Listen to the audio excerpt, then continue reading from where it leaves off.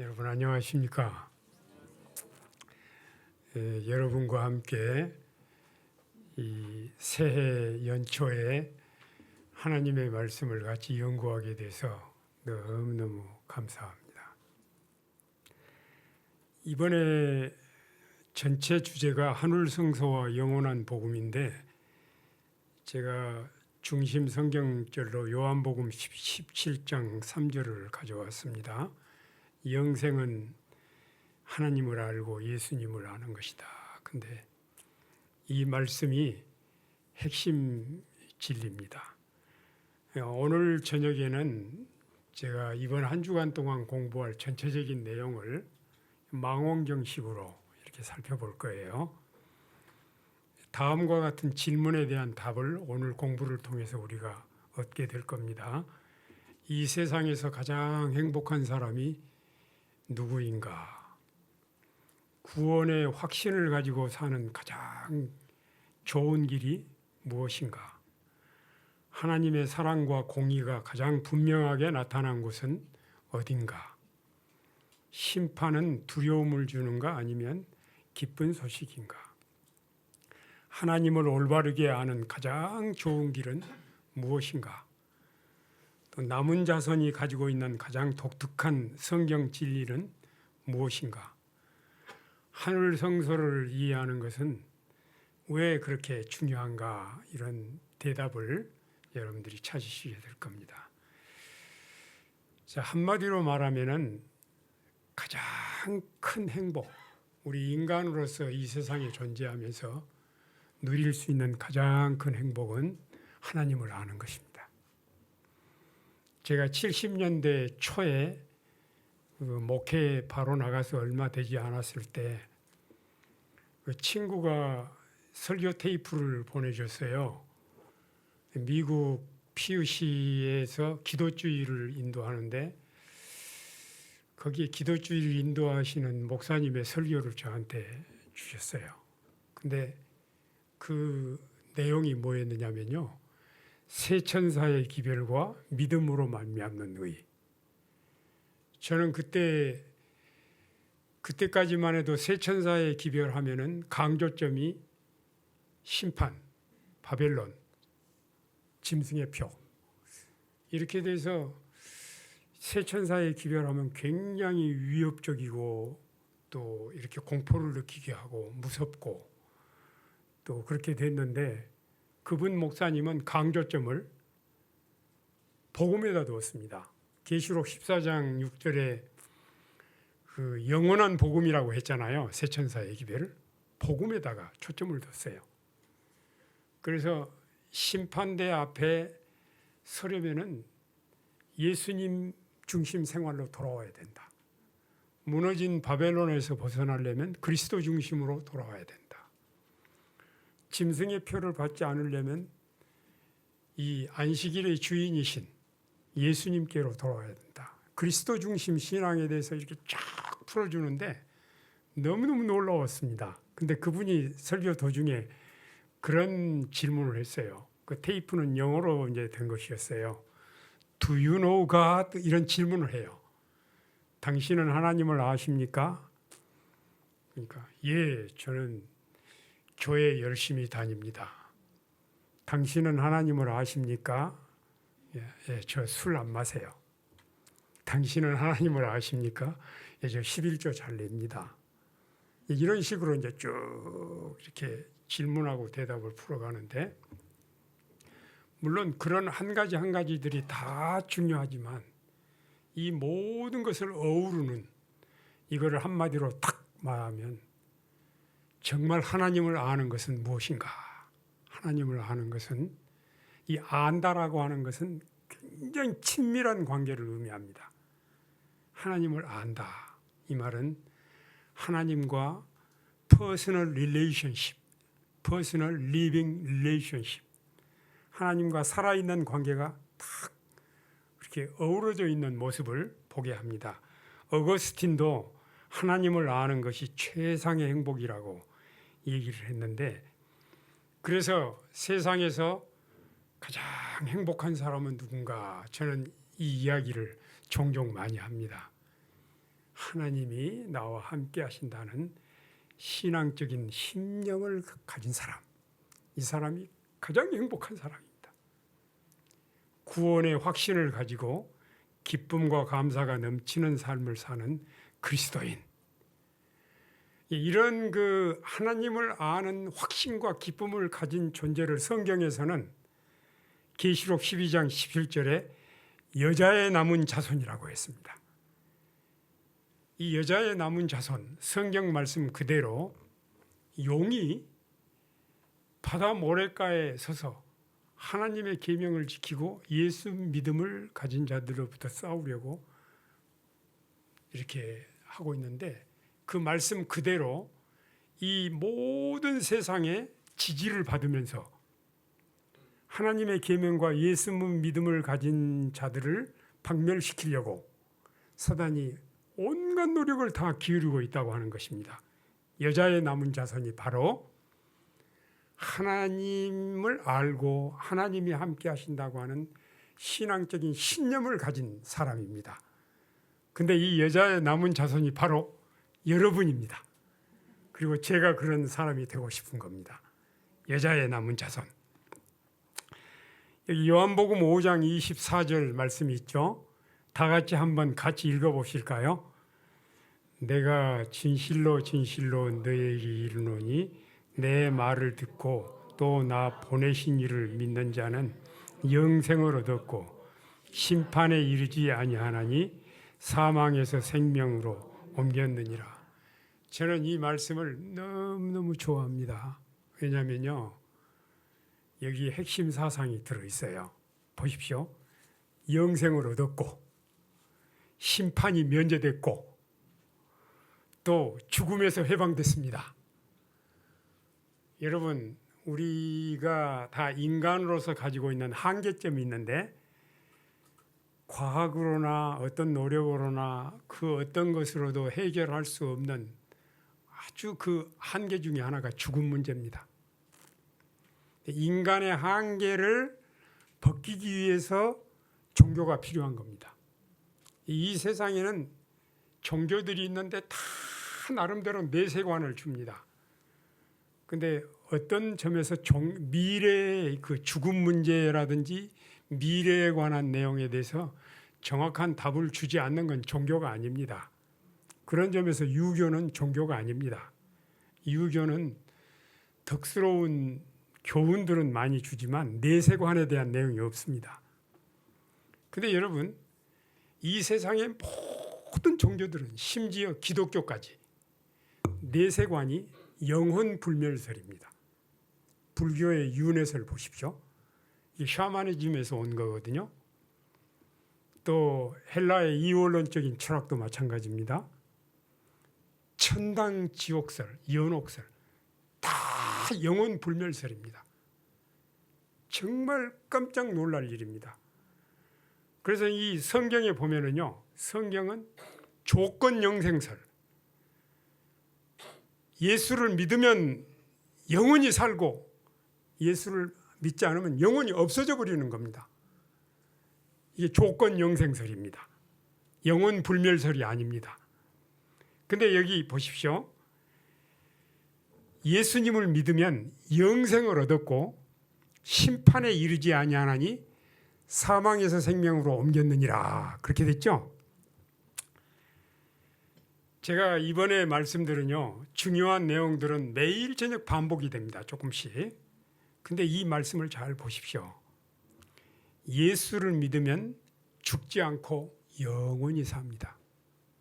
왜 그러냐면요, 예수님의 십자가의 죽음은 우리가 죽을 죽음을 대신 죽으신 겁니다. 좀 정확하게 말씀드릴게요.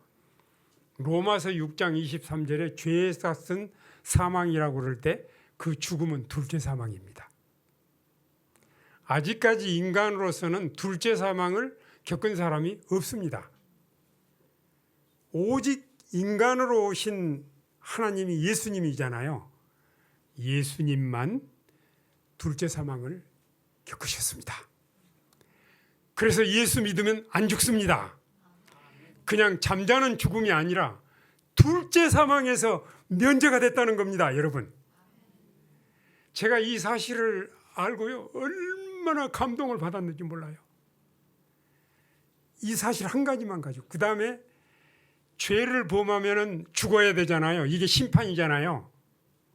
예수 믿으면 예수님이 내가 받을 벌을 대신 받으셨으니까 심판에서 면제가 되는 겁니다. 그래서 예수 믿는 사람들은 물론 심판이 없다라는 말이 아니라 예수를 믿으면 심판에서 면제가 됐으니 얼마나 감사합니까, 여러분. 그러니까 우리 그리스도인들이 이렇게 하나님의 말씀을 하나하나 깊이 있게 깨닫게 되면요, 그 자체로 우리의 마음에 아주 견딜 수 없는 감동과 감격을 가져다 줍니다. 자, 이 그림을 보시면 여러분 어떤 느낌을 가지십니까? 이 그림을 딱 보시면 대제사장이 법궤 앞에서 지성소 봉사를 하고 계시죠. 그런데 이 남은 자손, 아까 계시록 12장 저기 그 17절에 나오는 여자의 남은 자손이, 이 남은 자손이 가지고 있는 독특한 진리가 무엇일까요? 이렇게 질문을 받는다면 여러분 어떻게 답변하시겠습니까? 이 성경에 아주 독특한 진리가 있어요. 이 독특한 진리를 알게 되면요, 이거는 구원의 확신을 주고요, 신앙생활의 기쁨과 감사가 아주 자연스럽게 흘러나옵니다. 또 분명한 삶의 목적과 사명이 마음에서 생겨나게 되고요, 십자가를 우주적인 관점에서 보게 됩니다. 또 하나님의 사랑과 공의를 가장 확실하게 알게 되고 하나님의 품성을 가장 잘 나타내는 삶을 살게 됩니다. 그리고 우리도 입체적으로 하나님처럼 사랑 덩어리가 됩니다. 이 진리를 알면, 그 진리가 뭘까요? 이 답이 나와 있죠. 하늘성소입니다. 하늘성소에 대한 이해를 갖게 되면 우리 구원 문제라든지 또 우리 인간이 가장 행복한 삶이 어떤 것이라든지 이런 모든 문제에 대해서 정말 놀라운 축복을 받게 됩니다. 성경에는 사실 하늘성소에 대한 이야기가 많이 나옵니다. 대표적인 것들이에요. 히브리서에, 계시록, 다니엘, 에스겔서, 바울 편지서에 기타 성경 다수의 하늘성소에 대한 이야기들이 많이 나옵니다. 몇 가지 제가 성경절들을 여기 선택했습니다. 히브리서 9장 24절로 28절. 그리스도께서는 참 것의 그림자인 손으로 만든 성소에 들어가지 아니하시고, 이 세상 성소가 아니라 하늘 성소에 들어가셨다, 이렇게 하셨죠. 이와 같이 그리스도도 많은 사람의 죄를 담당하시려고 단번에 들이신 바 되셨고 구원에 이르게 하기 위하여 자기를 바라는 자들에게 두 번째 나타나시리라. 또 여기 계시록 4장, 여러분 성경을 보실 때요, 제가 아까 쪽집게 과외라는 얘기를 말을 했는데, 제가 이제 건강 전도회를 할 때는 이런 말부터 시작합니다. 여러분, 병에 걸리지 않고 살 수 있는 길이 있습니다. 어떤 병에 걸려서도 나을 수 있습니다. 병에서 나으면 재발 안 되고 살 수 있습니다. 몸만 건강한 게 아니라 마음도 행복하게, 이 땅에서만 아니라 영원히 행복하게 사는 길이 있습니다. 이렇게 하면서 이제 건강 기별을 시작합니다.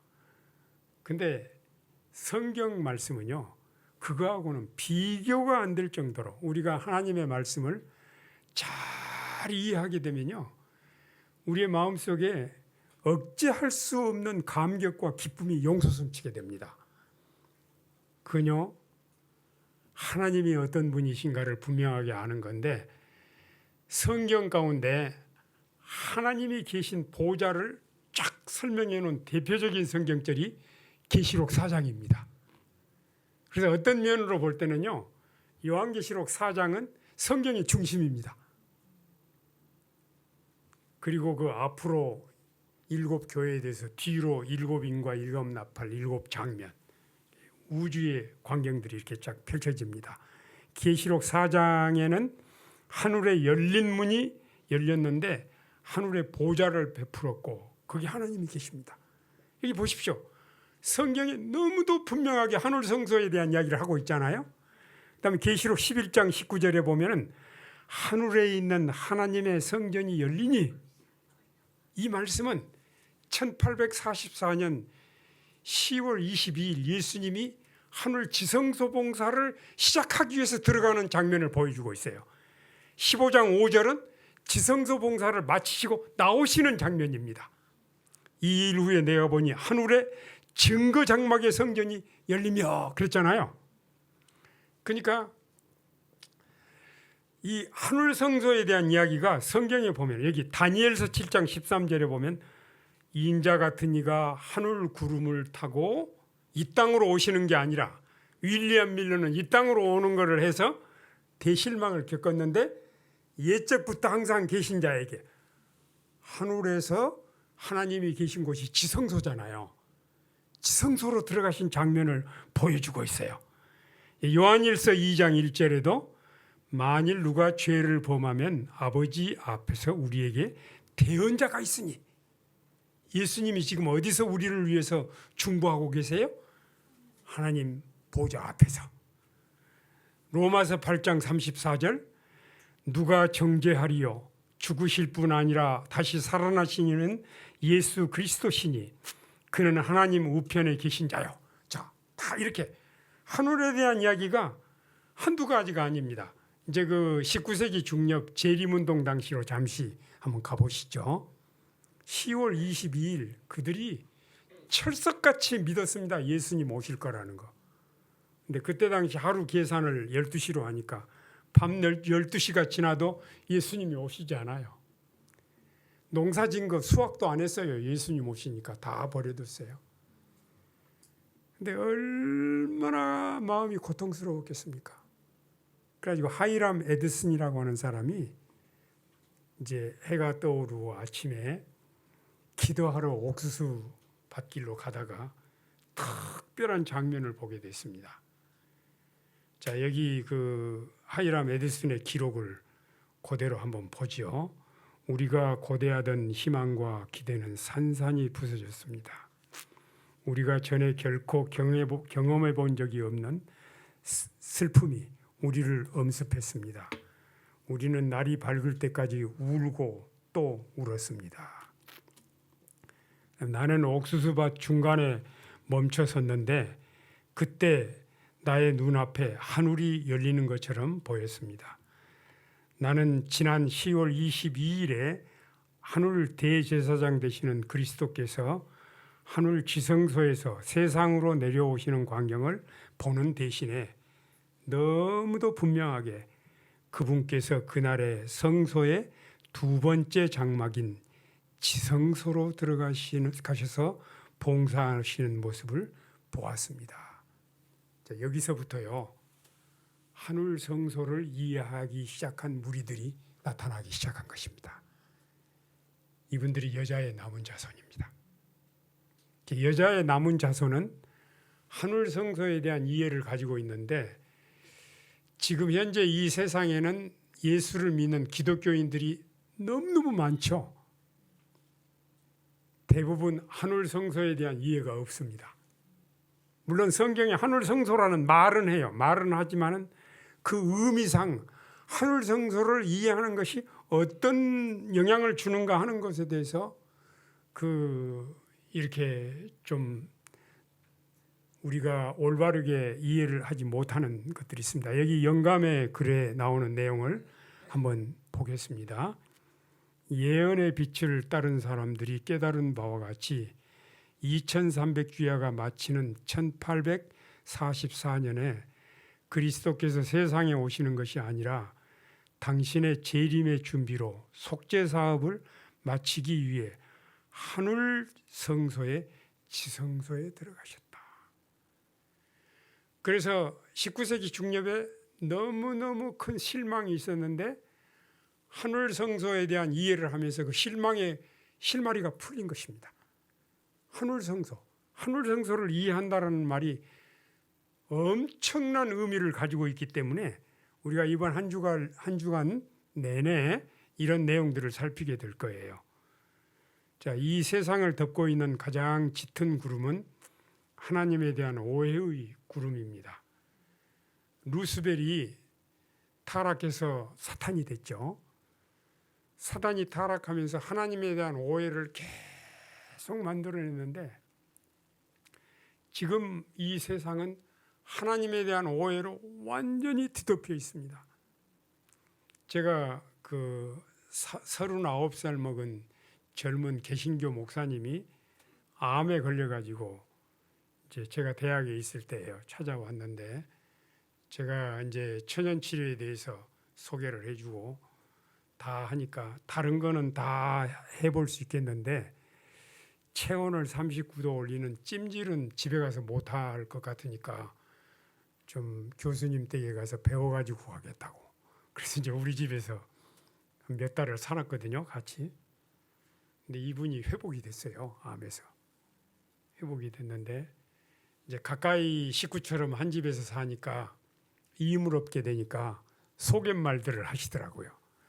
이런 말씀을 하셨어요. 저는 몸이 아파도 내가 목회를 하고 있는 동안 아프단 말을 못했대요. 왜냐하면은 병들면 죄지어서 벌받아서 천벌받아서 그런 거라고. 목사가 아프다 하면은 얼마나 죄를 많이 지었길래 아플까. 이런 것들 때문에 아프단 말을 못했다는 거예요. 근데 이게 이제 사단이 만들어 놓은 오해입니다. 근데 우리가 하나님은 성경을 보면은 하나님은 죄를 미워하시지만 죄인을 사랑하십니다. 하나님은 벌 주시는 분이 아니라 구원하시는 분이십니다. 그래서 요한일서 4장 8절에 하나님은 사랑이라고 했어요. 근데 이런 하나님에 대한 오해를 가지게 되면 어떤 비극이 생기느냐면요. 마가복음 2장에 가버나움의 중풍병자 있죠. 이 중풍병자의 소원은 뭐냐면요. 예수님을 뵙고 용서와 평화에 대한 보증을 받을 수 있다면 하나님의 뜻을 따라 살든지 죽든지 만족해 할 것이다. 이렇게 했거든요. 근데 이 성경에 많은 병자들이 병 낫기를 원했는데 이 가버나움의 중풍병자는 병 낫는 게 소원이 아니라 예수님 만나서 죄 용서받는 것이 소원이었어요. 여러분 보세요. 성경 읽어보세요. 성경에 나오는 그 병자들이 다 병 낫기를 원했지 죄 용서받기를 원하지를 않았어요. 근데 이 병자의 경우는 뭐냐면요. 몸이 아팠어요. 중풍병에 걸렸는데 의사를 찾아가니까 불치병이다. 또 종교 지도자들을 찾아가니까 너 죄 지어서 벌 받은 거다. 그러니까 하나님에 대한 오해가 생겼잖아요. 하나님은 이렇게 우리를 보고 있다가 잘못하면 벌 주는 분이다. 근데 사실 이 병자가 그 어려운 상태에서 도움을 받을 수 있는 유일한 분이 하나님이신데 하나님에 대한 오해를 가지고 있으면 마지막 도움도 못 받게 되잖아요. 그게 비극이라는 겁니다. 우리가 이 세상에 살면서 하나님이 어떤 분이신가를 명확하게 알지 못하고 천벌 받는다, 권성징악, 기복신앙. 예를 들어보겠습니다. 이 흡연하는 사람이 폐암 진단을 받았는데 이렇게 생각을 해요. 내가 담배를 피워서 천벌을 받아가지고 폐암에 걸려서 죽게 됐다. 어디까지는 맞고 어디까지는 안 맞습니까? 자, 담배 피워서 폐암에 걸려서 죽게 된 건 맞아요. 어떤 건 안 맞습니까? 예, 담배 피워서 하나님이 나한테 벌 줬다. 그건 안 맞는 겁니다. 하나님이 뭐 담배 피우게 했나요? 누가 피운 거예요? 자기가 한 거잖아요. 자기가 한 거잖아요. 최종적으로 악인들이 지옥불에서 영원히 멸망당하는 그거는요. 하나님이 너 죄 지었으니까 일부러 벌 받아라. 그게 아닙니다. 하나님을 믿고 구원 얻을 수 있는 길을 그렇게 반복해서 주었는데도 그거를 거절하고 마침내 자기 생각대로 살고 자기 마음대로 살고 자기가 선택한 결과를 받는 게 최후의 멸망입니다. 그래서 우리가 하나님을 올바로 아는 것은 대단히 중요합니다. 그래서 저는 이렇게 정리를 해봤어요. 인생의 모든 비극이 하나님에 대한 오해로 생기는 것이라면 하나님을 바르게 아는 것은 인간이 경험할 수 있는 최대의 축복이다. 존경하는 성도 여러분, 저는 진리의 성령께서 오늘 이곳에 임하셔서 우리를 감동하시고 우리가 믿는 하나님이 어떤 분인가를 깨닫고 우리 가정으로 돌아가는 축복의 시간이 되기를 기도합니다. 하나님 이상 더 밝은 빛이 없죠. 하나님을 알면 가장 밝은 진리의 빛 가운데로 들어가는 겁니다. 성소 제도 같으면 지성소에 들어가는 겁니다. 지성소 들어간다는 말은 인간으로서 깨달을 수 있는 가장 밝은 진리를 깨닫는다, 그런 의미예요. 그런 점에서 여기 1844년부터 예수님이 하늘 지성소 봉사를 시작했으니까 예수님을 믿고 예수님을 따르는 사람은 예수님을 따라 지금 어디까지 가게 되는 거예요? 지성소까지. 이게 하늘 성소 개념을 갖는 것입니다. 그러면요, 다니엘서 8장 14절에 보면은 2300주야 끝 1844년 10월 22일에 성소가 정결하게 된다, 그런 의미를 말했는데 이 의미는 이어지는 시간 동안 내일 모레 계속해서 우리가 조금씩 더 살피게 될 텐데요. 1844년은 이 우주적으로 볼 때, 이 지구로도 볼 때, 우리 개인 삶으로도 볼 때 정말 중요한 터닝 포인트, 전환점입니다. 제가 이렇게 정리를 한번 해봤어요. 1844년 전후로 올드 월드, 뉴 월드, 그리스도의 성소봉사, 지성소봉사, 십자가의 구속, 십자가의 구속의 확인, 죄의 용서, 죄의 도말, 믿음으로 말미암아 구원 얻는 거, 하나님의 품성 옹호, 이른 비성령, 늦은 비성령, 일반적인 인침, 특별한 인침, 대략 이렇게 한번 나눠봤는데요. 지성소 봉사를 시작하시면서 어떤 변화들이 왔느냐면요, 다니엘서에 인봉된 부분이 개봉이 된 겁니다. 계시록 10장에 표노인 작은 책이 다니엘서를 말합니다. 다니엘서에서 마지막 때까지 봉함하라, 그 부분이 어디냐면요, 다니엘서 전체가 아닙니다. 다니엘서 8장 13절, 14절 이하, 14절부터 그 이하가 인봉된 겁니다. 마지막 때까지 봉함하라.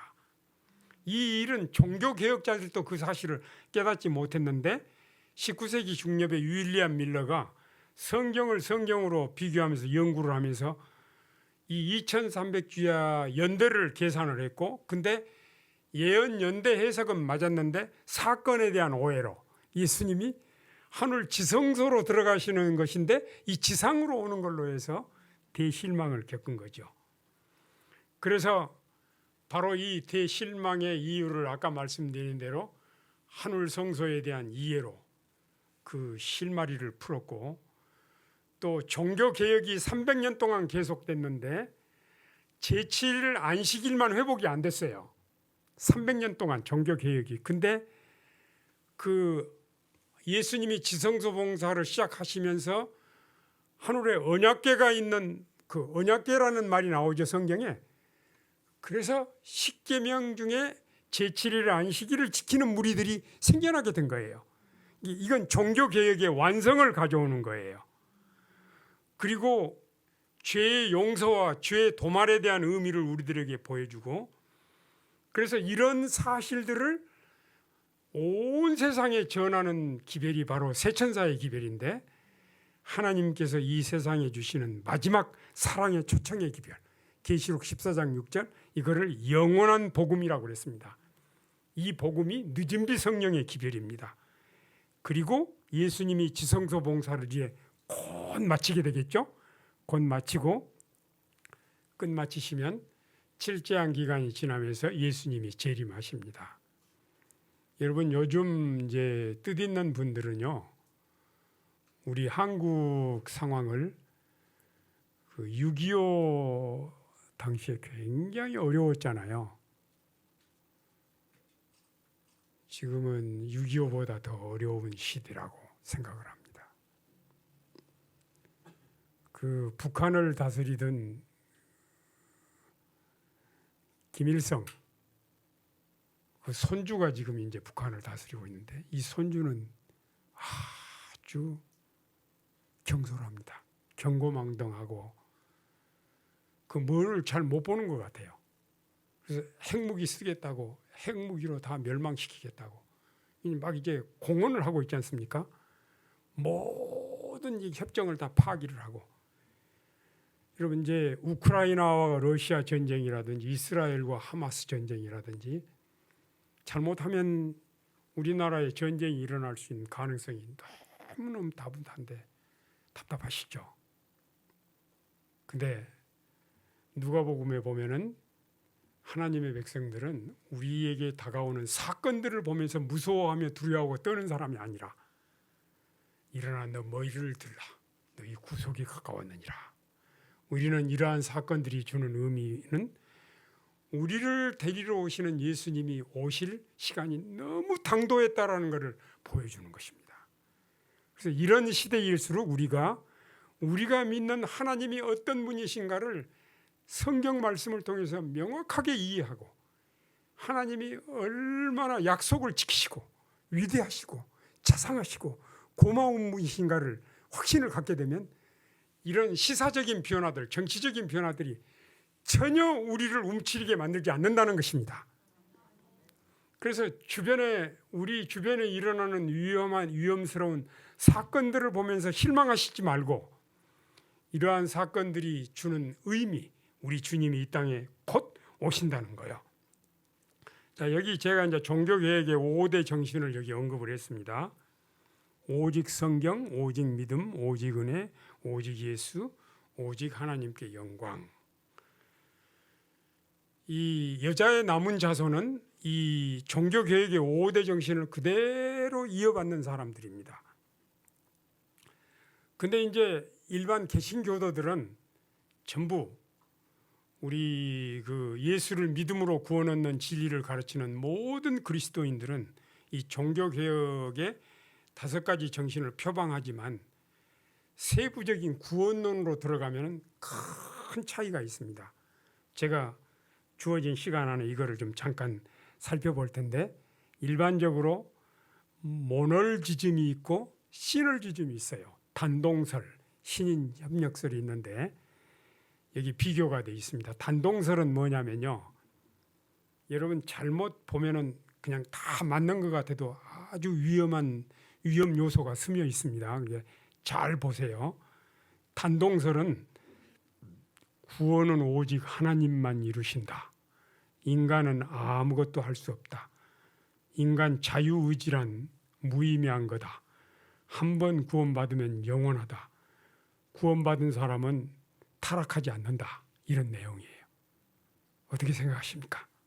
이게 단동설입니다. 신인협력설은 구원은 하나님과 인간의 협력으로 이루어진다. 인간 편에서 할 일이 있다. 자유의지가 존재한다. 우리가 할 일은 뭐냐면 선택하는 겁니다. 다른 거 아니에요. 선택하는 거. 매일 새로운 선택이 필요하고 예수님 재림 전까지는 옛사람이 남아있기 때문에 얼마든지 다시 타락할 수가 있어요. 그런 거예요. 자, 좀 더 추가 설명을 보면은요. 단동설은 강력한 은혜신앙이고 총체적인 은혜신앙입니다. 예정론이 좀 스며 있고요. 자유의지가 없어요. 구원의 인간은 수동적이에요. 그런데 여기 신인협력설은 하나님이 공급하시고 인간이 반응을 합니다. 즉 구원은 하나님이 이루시는 거지만 필요를 느끼고 선택하는 것은 우리가 하는 일입니다. 우리가 스스로 어떤 선행을 해서 구원을 이룬다 그런 의미가 아니에요. 선택하는 거. 그래서 인간은 구원에 참여하고 관여하는 걸로. 자, 신인협력설 사항에 있어서 우리가 확인해야 될 것이 있는데 그러면 우리 인간이 구원에 어느 정도 기여하는가? 믿음과 행함이 반반인가? 아니면 인간은 선택하고 하나님이 나머지 모든 것을 하시는가? 이런 정리가 좀 필요하죠. 근데 이 신인 협력설에는 1단계, 2단계, 3단계가 있습니다. 1단계는 행함으로 구원 얻으니까 불교적인 개념이니까 아니죠, 이거는. 그 다음에 2단계는 지성이면 감천이라고, 우리가 열심히 성의껏 하면 부족한 걸 하나님이 채워주신다. 이건 아닙니다. 이게 캐톨릭의 이해입니다. 현재 3단계는 뭐냐면 은혜 중심 신인 협력설인데, 종교개혁의 5대 정신을 수용을 하면서 우리가 하는 일은 오직 선택하는 일만, 그리고 나머지는 하나님이 다 하시는 겁니다. 이게 은혜 중심의 신인 협력설입니다. 여기는 인간의 자유의지를 인정을 합니다. 그러면은 지금 우리 특별히 한국이 그러죠. 이 SDA를 이단이라고 말하잖아요. 이 문제에 대해서 잠깐 좀 설명을 드릴게요. 왜 SDA를 이단이라고 그러냐면은 캐톨릭처럼 신인 협력설을 지지한다. 행함으로 말미암는 구원을 강조한다. 구원에 있어서 율법 순종하는 것을 강조한다. 그리고 조사 심판을 주창한다. 이런 내용이거든요. 그러면서 이렇게 이제 설명을 합니다. 속죄는 십자가에서 완성되었는데 뭐가 그가 부족하다고 또 조사 심판을 하느냐? 구원받은 사람은 다시 심판할 필요가 없지 않느냐? 구원받은 성도들을 다시 조사한다 그러면은 두려움을 일으키지 않느냐? 그리스도의 십자가의 구원을 불완전한 것으로 말하지 않느냐? 이건 성경적이 아니다. 그러니까 SD는 이단이다. 이렇게 말하는 겁니다. 저를 좀 잘 함께 굉장히 이제 중요한 부분으로 들어가 보겠습니다. 무엇이 문제일까요? 무엇이 문제일까요? 제가 기도하면서 발견한 사실은요, 한울 성소에 대한 이해를 하느냐 안 하느냐, 이 차이입니다. 그러니까 한울 성소에 대한 이해가 없으면 십자가의 구원을 이 지상에만 국한시킵니다. 근데 한울 성소를 이해하게 되면 십자가의 구원을 우주적으로 보게 됩니다. 그래서 여러분, 이 내용은 너무 중요한 내용이기 때문에 함께 같이 한번 읽어보겠습니다. 영감의 글의 말씀입니다. 구속의 경륜에는 사람을 구원하는 일보다 더 광범위하고 깊은 목적이 있었다. 그리스도께서는 이 일만을 위하여 오시지 않으셨다. 그분께서 오신 것은 단순히 이 작은 세계의 거민들이 하나님의 율법을 마땅히 생각해야 할 대로 생각하는 것뿐 아니라 온 우주 앞에 하나님의 품성을 옹호하시기 위해서였다. 자, 여러분 보십시오. 이 지상 성소는 하늘 성소의 모형이니까 번제단은 우리가 받을 벌을 예수님이 대신 받으시는 대속적인 죽음을 의미합니다. 그러나 성소 정결, 대속제일, 속제일의 성소 정결은 우리 인간의 구원에 관한 게 아닙니다. 사단이 만들어 놓은 하나님의 오해에 대한 하나님의 답변입니다. 그래서 조사 심판이라고 하는 것은 예수님의 십자가의 효력이 부족해서 다시 조사한다는 의미가 아니고, 십자가의 구원을 받아들이는 사람들의 생애를 공개함으로 사단이 틀렸고 하나님이 옳다라는 것을 확인하는 것입니다. 그래서 이런 그 한울 성소에 대한 이해를 갖느냐 안 갖느냐 하는 거, 이 사실을 보여주는 게 2300주야 예언인데, 제가 2300주야 예언은 그 고등학교 시절부터 이제 학교에서 성경 공부할 때 막 배우면요, 성경에서 제일 재미없는 게 그겁니다. 뭐 아닥사스다 왕 7년 때 뭐 어쩌고 저쩌고 이렇게 1주가 있고 70주에서 62주가 있고 또 뭐 이렇게 일의 절반이 있고, 이게 들으면 알 것 같은데 또 잊어버리고. 근데 언젠가 제가 2300주야 그 도표에서 십자가를 보게 됐어요. 십자가. 2300주의 중심이 십자가라는 겁니다. 그래서 이 죄인을 구원하는 일과 사단이 만들어놓은 하나님의 오해를 푸는 일이 한꺼번에 포함된다는 사실을 알게 됐습니다. 시간 관계상 여기 설명은 이제 다음으로 미루겠습니다. 죄의 용서는 매일의 봉사고 죄의 도말은 속죄일에 일어난 일인데, 여기 예수님께서 이 번제단에서 우리를 대신해서 죽으셨어요. 여러분, 이 지상성소는 하늘성소의 모형이라고 그랬죠. 그럼 혹시 여러분 하늘에도 지상에 있는 성소처럼 똑같이 다 있을 거라고 생각하십니까? 하늘 성소에 번제단이 있을까요? 하늘 성소의 번제단은 갈바리 십자가입니다. 여러분, 지상 성소는 하늘 성소의 모형이지만 하늘 성소는 지구를 포함한 온 우주가 하늘 성소입니다. 하나님이 어디든지 다 계시잖아요. 그래서 하늘 성소의 번제단은 갈바리 십자가입니다. 그렇게 우리 이해의 폭을 넓히는 겁니다. 그리고 대속죄일의 속죄일은 성소에 옮겨진 피만 다루었습니다. 이거는 구원을 받고 안 받고 하는 결정이 아니라 십자가의 구원을 받아들이는 사람이 왜 구원을 받을 수밖에 없는가를 보여주는 것입니다. 즉 사단이 틀렸고 하나님이 옳다라는 것을 보여주는 거예요. 그러니까 그리스도의 지성소 봉사의 의미는 첫째, 십자가의 구속으로 죄인을 구원하는 일을 확인하고, 둘째, 십자가의 공로를 받아들인 자들의 생애를 공개하고, 마지막으로 마침내 온 우주의 모든 지성적 존재들이 하나님의 사랑과 공의를 확인하게 됩니다. 다시 말하면 루스벨이 틀렸고 하나님이 옳다라는 걸 다 확인할 때, 그때 하나님께서 죄를 멸하십니다. 그리고 그때까지 죄를 고집한 사람들이 죄와 함께 멸망당하는 게 마지막 지옥입니다. 계시록 20장의 사실들이에요.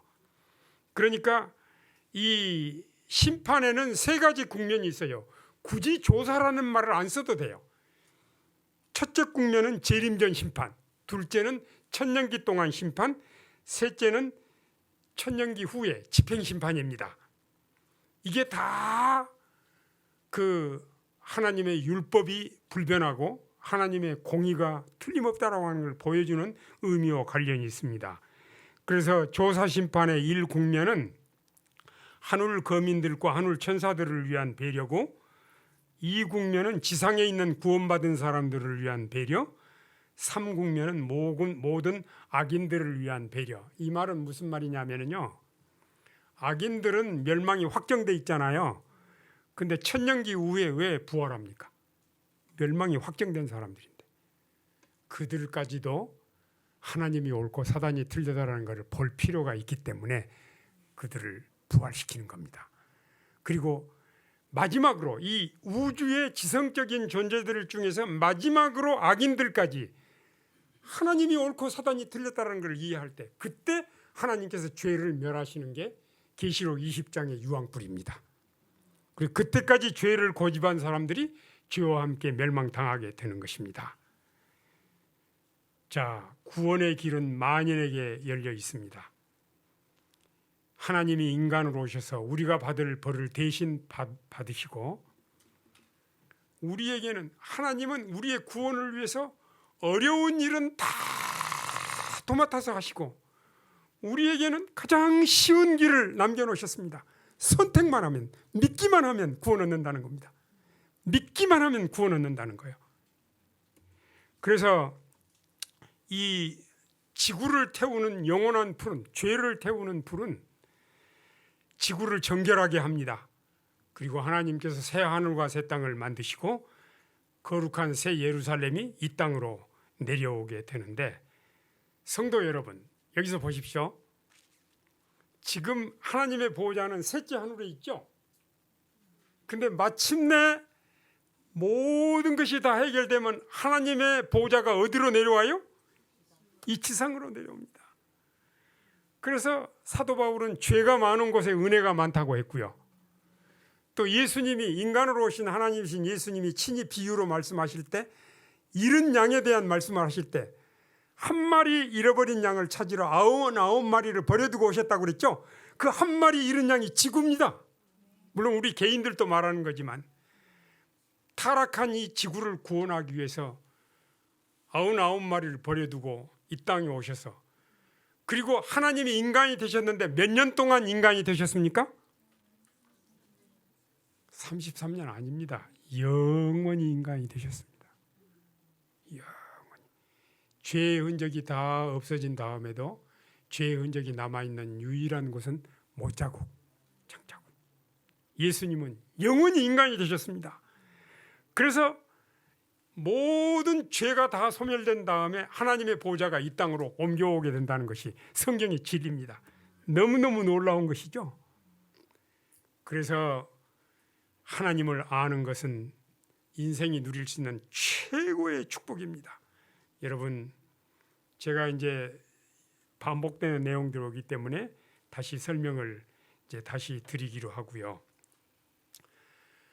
우리가 하나님이 어떤 분이신가를 우리가 알고, 또 하나님이 이 땅에 성소를 베푸신 것은, 성소는 우리가 믿음으로 구원 얻는 도리를 가장 그림처럼 잘 표현하는 게 성소 진리예요. 그리고 성소를 베풀었다는 말은 하나님이 우리와 함께 계시겠다고 하는 사랑의 표현이고, 인간으로 오신 예수님의 이름이 임마누엘이죠. 임마누엘은 하나님이 우리와 함께 계신다. 이게 다 하나님의 사랑을 보여주는 것입니다. 그래서 최종적으로 이 지구가 회복된 다음에 그 새 하늘과 새 땅에 대한 설명을 드릴 때 제 주목을 가장 끄는 부분이 하나님이 우리와 함께 계신다, 그 부분이었습니다. 그래서 지금도 우리가 하나님을 알고 하나님이 얼마나 우리를 크게 사랑하시는가, 죄는 미워하시지만 죄인을 사랑하시고, 우리가 있는 모습 그대로 나오시면 우리를 받으셔서 하나님 뜻대로 변화시켜 주시는 분. 우리가 하는 일은 선택하는 일인데 선택하는 일까지도 성령께서 도와주신다고 그랬습니다.